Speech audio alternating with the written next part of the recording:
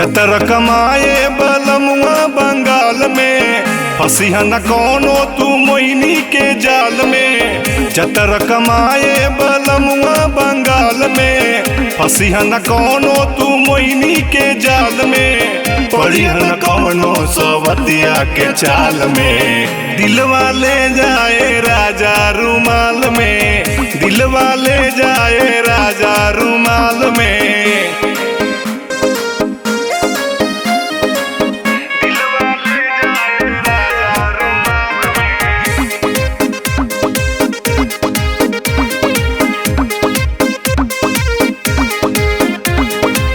कौन तोरा राजा हो गईले लाचारी, जाए के बहरवा हो गईला तैयारी।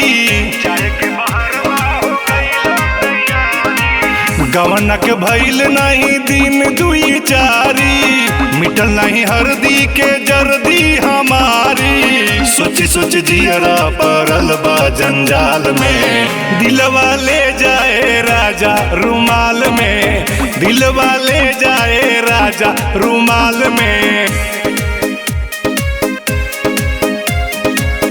दिलवा ले जाए राजा रुमाल में।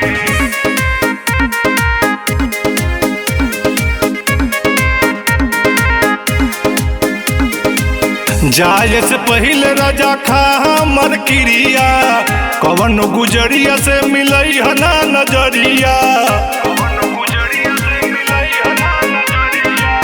मेहरी के हक के तू रखिया फिकिरिया, बस न समरिया कौन दिल के भीतरिया। देहल बचन के निभैया हर हाल में, दिलवा ले जाए राजा रुमाल में, दिलवा ले जाए राजा रुमाल में।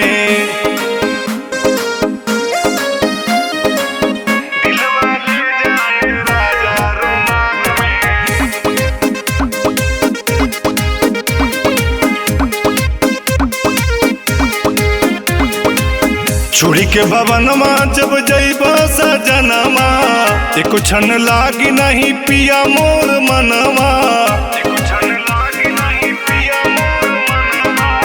चिंता में डूबल रही हमरो परनवा, कमही कमई बाकी रखिया दे अनवा।